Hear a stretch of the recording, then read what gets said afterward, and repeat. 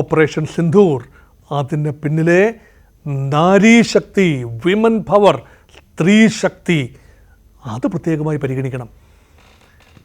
26 സ്ത്രീകളുടെ സിന്ദൂരമാണ് മാഞ്ഞത്. 25 മുസ്ലിം ഇതരരും ഒരു മുസ്ലിം സ്ത്രീയും ഹതഭാഗ്യരാണെന്ന് പറയും. കാരണം പുരുഷന്മാരാണ് വധിക്കപ്പെട്ട, പഹൽഗാമിൽ വധിക്കപ്പെട്ട എല്ലാവരും, ബൈസറൻ വാലിയിൽ വധിക്കപ്പെട്ട 26 പേരും പുരുഷന്മാരാണ്. പക്ഷേ ഈ ദുഃഖം ജീവിതകാലം മുഴുവൻ തങ്ങളുടെ പങ്കാളിയുടെ അല്ലെങ്കിൽ പിതാവിൻ്റെ ഒക്കെ വിയോഗം പേറേണ്ടി വരുന്നത് സ്ത്രീകളാണെന്നോർക്കണം. അപ്പം മറുപടി കൊടുക്കേണ്ടത് സ്ത്രീകളാണ്. സ്ത്രീകളുടെ ഒരു ആത്മാഭിമാനം, അവരുടെ സുരക്ഷ, അവരുടെ ജീവിതോപാധി അതെല്ലാം നഷ്ടപ്പെടുമ്പോൾ രാജ്യം സ്ത്രീകളോട് ഐക്യദാർഢ്യം പ്രഖ്യാപിക്കുന്ന നിമിഷങ്ങളാണ്. Look at the selection of the name, code name for attack. Operation Sindoor. സിന്ദൂരം എന്താണ്?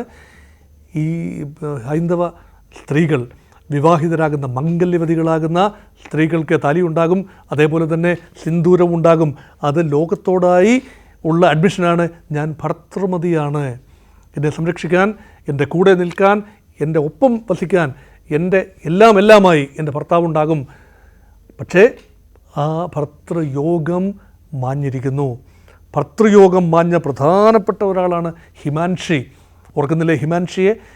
വിവാഹത്തിന് ശേഷം ഏതാനും ദിവസങ്ങൾ ഹണിമൂൺ പീരീഡാണ്. ആ സമയത്ത് അവിടെ എത്തിപ്പെട്ട, ബൈസറൻ വാലിയിൽ എത്തിപ്പെട്ട ഹിമാൻഷിയുടെ ഒരു ചേതനയറ്റ മുഖം, ഭർത്താവിൻ്റെ ശവശരീരത്തിനോടൊപ്പം, വെടിയേറ്റ് വീണ് കിടക്കുന്ന ഭർത്താവിനോടൊപ്പം ഇരിക്കുന്ന ആ മുഖം, അതിന് മറുപടിയാണ്. ഹിമാൻഷിക്കുള്ള ഒരു അർഹമായ മറുപടിയാണ്. ഹിമാൻഷിയുടെ പ്രൈഡ് അവിടെ ഇന്ത്യ അഡ്രസ്സ് ചെയ്തു. ഒരു രാജ്യമെന്ന നിലയിൽ സൈന്യം അഡ്രസ്സ് ചെയ്തിരിക്കുകയാണ്. അതുപോലെ ആരതി, ഓർക്കുന്നില്ലേ ആരതിയെ?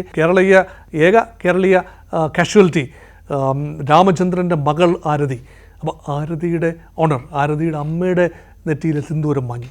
അപ്പോൾ ഈ സിന്ദൂരത്തിൻ്റെ കണക്കുകളാണ്.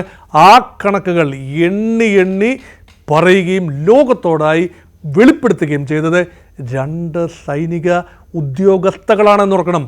യൂണിഫോമിലുള്ള, സൈന്യത്തിലുള്ള 2 ഉന്നത, വിക്രം മിസ്രി എന്ന വിദേശകാര്യ സെക്രട്ടറി ലോകത്തോടായി പറയുകയാണ് എന്താണ് സാഹചര്യം, എവിടെയെല്ലാമാണ് ആക്രമണം നടത്തിയത്, ഏതെല്ലാം കേന്ദ്രങ്ങളാണ് ആക്രമിച്ചത്, അതിനുള്ള കാരണം എന്തെല്ലാമാണ്, അവർ ചെയ്ത കുറ്റകൃത്യങ്ങൾ എന്തെല്ലാമാണ്, ഇന്ത്യക്കെതിരെ നടത്തിയ ആക്രമണങ്ങൾ, കഴിഞ്ഞ 30 വർഷമായി നടത്തിയ ആക്രമണങ്ങൾ എണ്ണി പറഞ്ഞ് ഈ തീവ്രവാദത്തിന് മതമില്ല, തീവ്രവാദത്തിന് മുഖമില്ല, തീവ്രവാദത്തിന് ചില അൾട്ടീരിയർ മോട്ടീവ്സ് മാത്രമേ ഉള്ളൂ.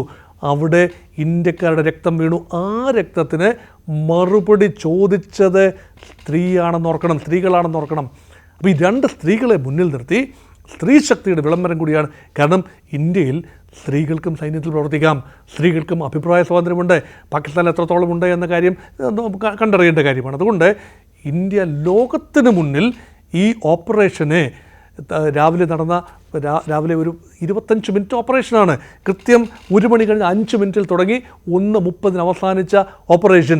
അത് ലോകത്തിന് മുമ്പിൽ വെളിപ്പെടുന്നത് ഒരു മണിക്കൂർ കഴിഞ്ഞപ്പോഴത്തേക്ക് ലോകം അത് അറിയുകയുണ്ടായി. പക്ഷേ ഔപചാരികമായി ലോകത്തോട് ഈ കാര്യം സൈനികരുടെ ഭാഗത്തു നിന്ന് പറഞ്ഞത് 2 സ്ത്രീകളാണെന്ന് പറയുമ്പോൾ അവിടെ സ്ത്രീ ശക്തിയുടെ വിജയം, വനിതകളുടെ ഓണറിൻ്റെ വിജയം, ആ രീതിയിൽ അതിനെ നോക്കിക്കാണാനാണ് ഞാൻ താല്പര്യപ്പെടുന്നത്.